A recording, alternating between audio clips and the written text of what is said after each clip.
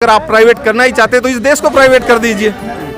मोदी जी छोड़िए ये इलेक्शन, क्यों इलेक्शन में खर्चा कर रहे हैं? आप सीधा सीधा अंबानी और अडानी जी के हाथ में इस देश की बागडोर दे दीजिए और आप भी जंगल में चले जाइए और हम भी आपके पीछे आ जाते हैं। ये प्राइवेट हैं, ये देश पहले भी ईस्ट इंडिया कंपनी आई थी, उसने गुलाम बनाया था और अब फिर उसी राह पे चल रहे हैं। बस 1 दर्जन एयरपोर्ट्स जो कि प्रॉफिट में हैं, प्रॉफिट मेकिंग बॉडीज़ हैं, उनको मोदी जी लगातार प्राइवेट करने का प्रयास कर रहे हैं। 6 एयरपोर्टों को प्राइवेट कर चुके हैं और उन 6 के 6 एयरपोर्टों को अडानी जो कि गुजरात से आते हैं, जिन्होंने मोदी जी की चुनाव के दौरान मदद की थी, उनको 6 एयरपोर्टों का संचालन सौंपा गया है। और ये सब चीज़ें अगर मोदी जी आपको प्राइवेट ही करनी है तो मेरे को लगता है कि मोदी जी को प्रधानमंत्री की कुर्सी छोड़ देनी चाहिए और ये कुर्सी गृह मंत्री की जगह अडानी जी आ जाएं और प्रधानमंत्री की जगह अंबानी जी आ जाएं और मोदी जी अपने फिर जंगलों में चले जाएं तो देश अच्छा रहेगा।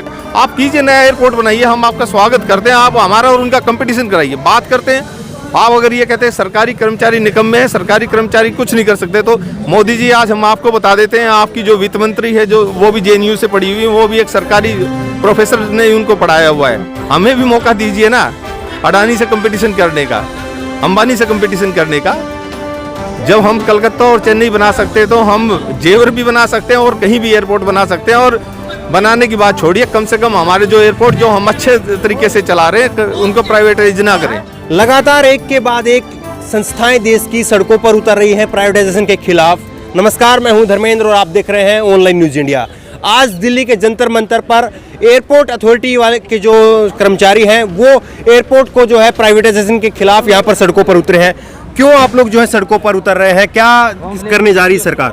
सरकार हमारे प्रॉफिट मेकिंग एयरपोर्ट्स को प्राइवेटाइज कर रही है। एयरपोर्ट अथॉरिटी जो है एक सोशियो इकोनॉमिक सर्विस है। सारे एयरपोर्ट फ़ायदा नहीं देते, कुछ एयरपोर्ट फ़ायदा देते हैं और जहाँ पे घाटे का मतलब आता है वो इन्हीं जो जहाँ से हम इधर से फ़ायदा लेते हैं उन घाटे वाले एयरपोर्टों को भी हम चलाते हैं। तो अगर हम सारे प्राइवेट ऑपरेटर जो हैं वो फ़ायदे वाले एयरपोर्ट ले जाएंगे तो घाटे वाले कौन बर्दाश्त करेगा? उनको कैसे चलाएंगे हम? तो इसलिए गवर्नमेंट जो प्राइवेटाइज कर रही है वो गलत तरीके से कर रही है। हमारे देश के सामने कई उदाहरण ऐसे हैं कि हमने प्राइवेटाइज किया और वो चीज़ें और डूब गई। सरकार तो कर रही है लेकिन हमारे तो जो हाथ में हम वो लोगों कर रहे हैं। हाँ। बाकी गवर्नमेंट अपनी जिद पे है, हम अपनी जगह है। जब जो हमसे आगे होगा कोर्ट में भी जाएंगे, कोर्ट में जा भी रहे हैं, CLC DLC हर जगह से हम कोशिश कर रहे हैं। बाकी हमने प्राइवेट जो ये जो हमारी दूसरी जो ये यूनियंस हैं उनसे हमने कांटेक्ट किया है, वो सब लोग हमारे साथ आ गए हैं। हम ज़्यादा से ज़्यादा विरोध करने की कोशिश करेंगे। लेकिन एक बड़ा सवाल ये भी उठता है कि क्या वाकई आप लोगों का जिस तरह से यूनियन है, एयरपोर्ट अथॉरिटी का है और लोग हैं, तो क्या आप लोगों की परवाह नहीं है मोदी सरकार को जो, या आप लोगों की बात नहीं सुनी जा रही है? फिलहाल तो हमें ऐसा ही लगता है, इसी तरह से लगता है जितना हम इतना एक लंबा समय हो गया हमें विरोध करते हुए, लेकिन वहाँ से अभी कोई रिस्पांस नहीं आया। पिछले बार जब हमारे लास्ट टाइम हमारे 2 एयरपोर्ट प्राइवेट हुए थे, दिल्ली मुंबई, उस समय PM हाउस से एश्योरेंस दी गई थी कि बाकी एयरपोर्ट्स आपके प्राइवेट नहीं होंगे। उसके बाद भी गवर्नमेंट ने 6 एयरपोर्ट अब कर दिए, 6 और लाइन में लगा रखे हैं अभी। और सबसे बड़ी बात यह है कि वो 6 एयरपोर्ट जो अभी जो प्राइवेट किए हैं वो एक ही आदमी को दे रखे हैं, जो अडानी बंधु हैं कोई, उनको दे रखे हैं।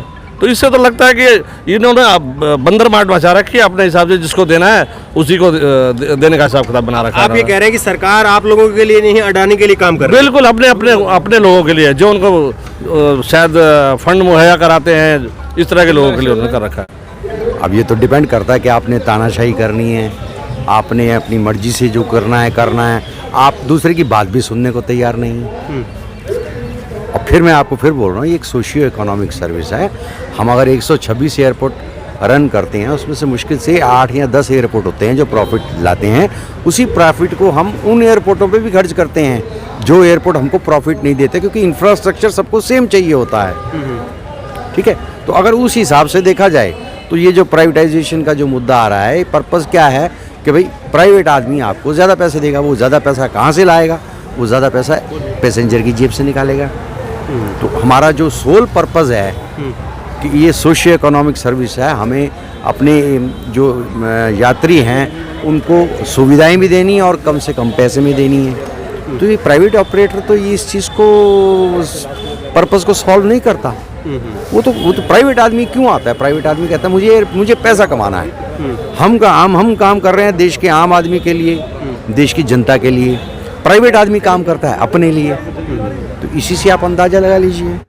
क्या कहेंगे एयरपोर्ट्स को जो है प्राइवेटाइजेशन किया जा रहा है? देखिए, अकेले एयरपोर्ट की बात नहीं है। अगर आज आप बात करेंगे तो सभी पब्लिक सेक्टर्स को भारत सरकार के द्वारा प्राइवेटाइज किया जा रहा है, चाहे वो डिफेंस का सेक्टर हो, चाहे वो पेट्रोलियम का सेक्टर हो, चाहे वो एयरपोर्ट का सेक्टर हो।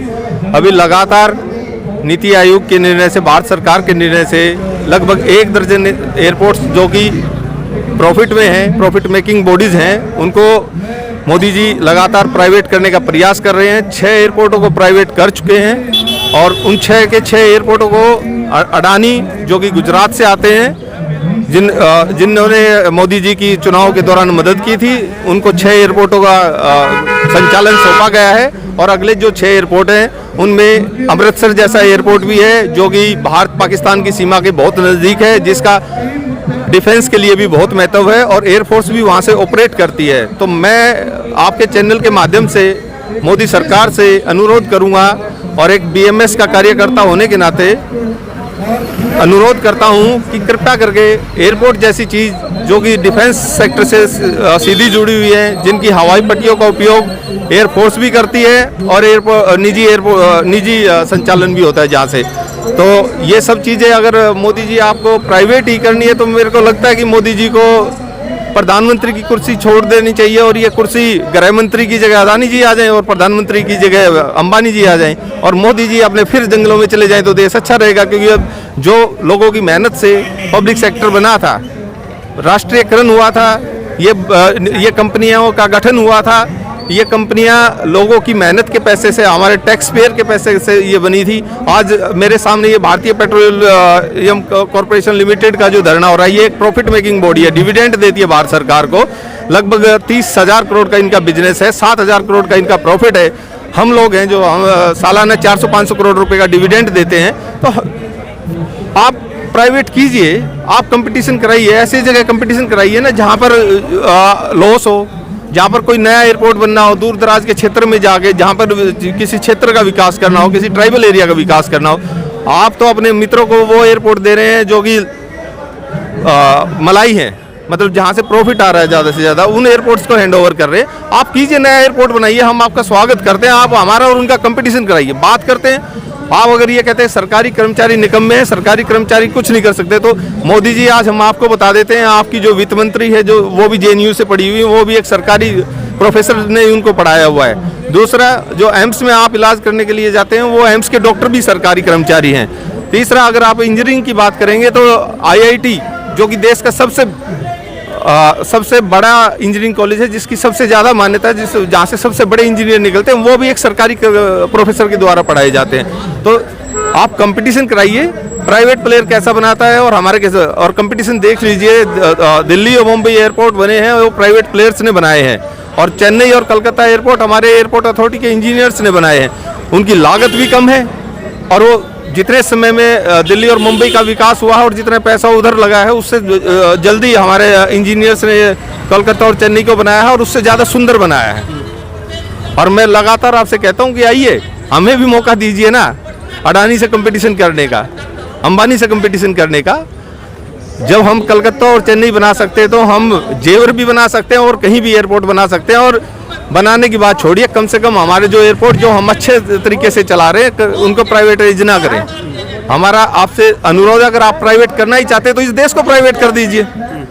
मोदी जी छोड़िए ये इलेक्शन, क्यों इलेक्शन में खर्चा कर रहे हैं? आप सीधा सीधा अंबानी और अडानी जी के हाथ में इस देश की बागडोर दे दीजिए और आप भी जंगल में चले जाइए और हम भी आपके पीछे आ जाते हैं। ये प्राइवेट हैं, ये देश पहले भी ईस्ट इंडिया कंपनी आई थी, उसने गुलाम बनाया था और अब फिर उसी राह पे चल रहे हैं। और भाई भारतीय मजदूर संघ इसका पुरजोर विरोध करता है और लगातार करता रहेगा, और हम प्रयत्नशील हैं और हमें उम्मीद है कि हम आपको मजबूर करेंगे आपका निर्णय बदलवाने के लिए। धन्यवाद। आपको लगता है वाकई जो है ईस्ट इंडिया कंपनी की तरह से देश फिर से गुलाम होने वाला है? देखिए धर्मेंद्र जी, ये पक्की बात है। जब ईस्ट इंडिया कंपनी आई तो आपकी जानकारी के लिए मैं बता देता हूं कि देश के जो ग्लोबल GDP था उसका 25% था। हकीकत में देश सोने की चिड़िया था। अंग्रेज उस 25% GDP के निशाना देखकर यहाँ पर आए थे।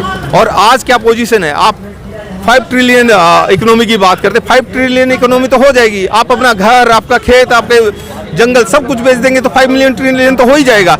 आप उन्नति कीजिए, देश के अंदर और विकास लेके आइए, देश के अंदर और कॉलेज और IIT लेके आइए और एम्स लेके आइए। आप क्या कर रहे हैं? आप जो लाभ की चीज़ है वो तो प्राइवेट प्लेयर्स को दे रहे हैं, और जहां लाभ नहीं है वो हमें दे रहे हैं। कल को आप एयरपोर्ट अथॉरिटी को सिक यूनिट घोषित करेंगे और कहेंगे ये मुनाफे में नहीं है, जो आज एयर इंडिया का हाल कर दिया कल को हमारा भी कर देंगे। आज इकलौते एविएशन सेक्टर में एयरपोर्ट अथॉरिटी ऑफ इंडिया ऐसा है जो सरकार को डिविडेंड देता है और प्रॉफिट मेकिंग बॉडी है। और ये सरकार, मैं आपको एक चीज बिल्कुल स्पष्ट कर देना चाहता हूं, सरकार चाहे कांग्रेस की हो, चाहे बीजेपी की हो या कोई थर्ड फ्रंट आए, इस सरकार का निशाना एयरपोर्ट नहीं है, निशाना है इसका लैंड होल्डिंग एयरपोर्ट अथॉरिटी का। पूरे इंडिया के अंदर एयरपोर्ट अथॉरिटी से ज्यादा लैंड होल्डिंग ना किसी DLF का है, ना किसी अंबानी का, ना किसी का है। एक एक एयरपोर्ट पे 5-5 हजार एकड़ जमीन है। उस जमीन का निशान है। इन लोगों को हवाई जहाज का संचालन नहीं करना, बिल्डिंगें नई नहीं बनानी। इन्होंने जो जमीन है 5-5 हजार एकड़, 8-8 हजार एकड़ एक एयरपोर्ट, वो जमीन का लालच है और वो जमीन दी जा रही है कौड़ियों के भाव, 1-1 रुपए लाइसेंस फीस के ऊपर।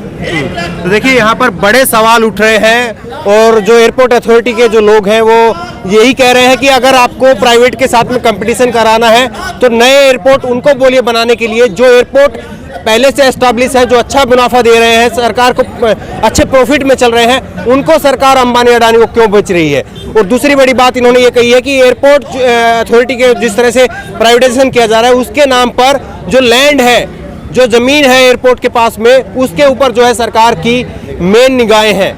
इस खबर को लेकर के आपकी जो भी राय हो नीचे कमेंट बॉक्स में अपनी राय जरूर दें। इसी तरह की तमाम खबरों के लिए ऑनलाइन न्यूज इंडिया को सब्सक्राइब करें। धन्यवाद। इस खबर को अभी लाइक करें, शेयर करें और ऑनलाइन न्यूज इंडिया की सभी खबरें अपने मोबाइल फोन पर सबसे पहले देखने के लिए अभी चैनल को सब्सक्राइब करें और घंटी